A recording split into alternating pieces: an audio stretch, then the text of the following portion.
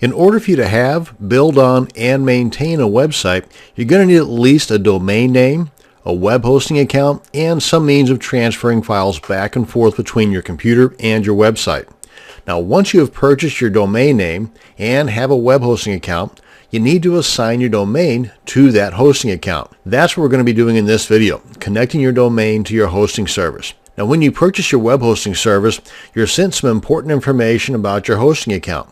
Usually it's sent to you through an email. Now, among this information is what is called the name servers. These name servers need to be added to your domain name account in order for the internet to know that the domain is yours, and this also allows the world to see your soon-to-be totally awesome website. Now, while this might sound really techy, it's very simple to do, as you're about to see. Now, you're going to need the email or the info that your hosting company sent you when you first purchased their services, and you'll need to log into your domain account. Now, let me just give you a couple of examples of the emails that I had received from the various hosting services that I've been using. For example, here's one for Lunar Pages. And the one that I got from Lunar Pages was a real long email, and in amongst that information was one that said domain name instructions. It was really long, and at some segment in that long email was this little bit of info here titled domain name instructions. And this is the name servers that need to be added to our domain name registrar, and I'll get to that here in just a second. I just want to point out what to look for. Now, some domain name registrars, none that I've ever used, but some of them will require you to also have an IP address along with the name servers. Lunar Pages supplies that to you right here. Some of the other ones that I'm about to show you, not so much. You just kind of got to dig around for them. Now, this one here is one that I got from Namecheap. Now, Namecheap I also use for domain names, but they've also got a pretty cool and very inexpensive hosting account as well. And this one again was a really long email, so you see I kind of cut out some of the parts here so I can squeeze it into the video here. But in amongst this information was a little segment that said name server information. And as you can see, these guys, kind of like these guys here, starts off with something NS, or as in this case with Namecheap, it starts off with DNS 1 and then DNS 2. Now, most all of them, at least those that I've ever used, only require 2 name servers. Some of them, though, will require more. I've never encountered those just yet, but, I've only been doing this for about 5 years. So I'm sure that they're out there because they do offer spaces for them, as you're about to see. And this one here I got from my most recent hosting account called D9.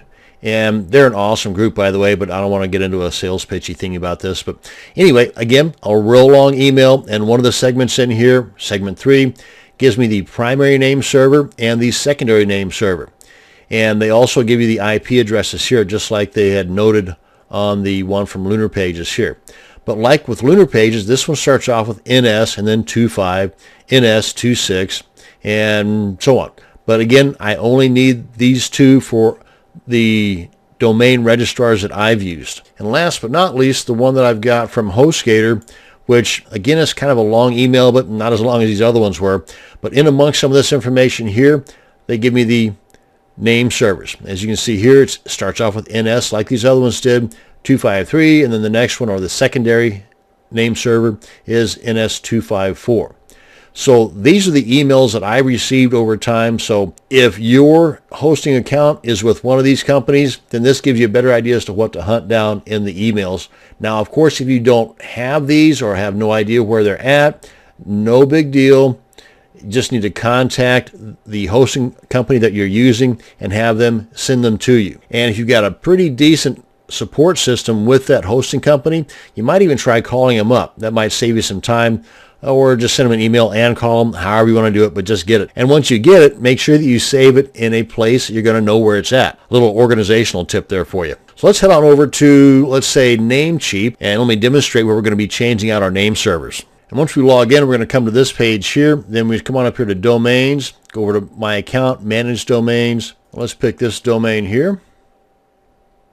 And right up here, Domain Name Server Setup. Just click on that. And you'll see here right below that we've got this option where it says transfer DNS back to us. You're only going to see this if you've already changed the DNS from the default that Namecheap adds whenever you first purchase the domain from them to another web hosting service, which I've already done. But let's go ahead and click on this.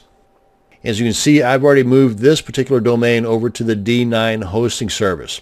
And these are the two name servers that were sent to me in that email that I just showed you earlier.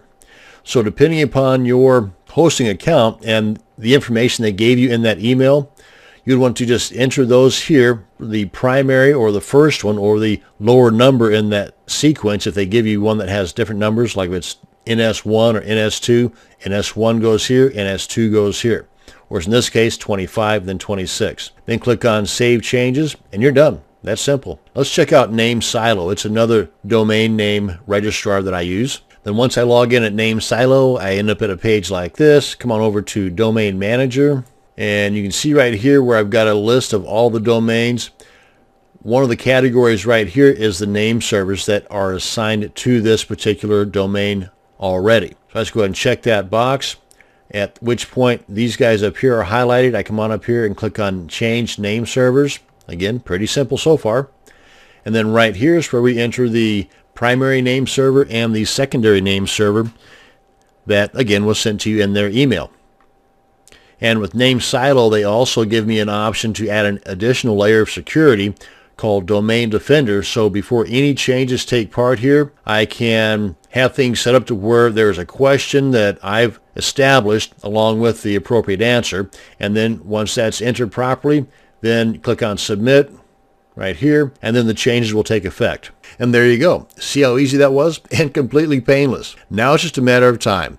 Depending upon your web hosting service, the internet might be able to see your domain in a couple of minutes, or as most hosting companies will tell you, between 24 and 72 hours before your domain is able to be seen on the web, as well as you not being able to access the control panel for that domain. So you should always figure that it will take, at the most 3 days before you can see your website, so that when you can actually see it in under 10 minutes, which with me has been most of the time, you will be much more happier than, the other way around. So plan on it taking 3 days, and it will more than likely only take a few minutes, rather than you planning on it taking a few minutes and it ends up taking 3 days. So that's the end of this video on name servers and connecting your domain to your web hosting account. Thanks for watching, and you have a great day.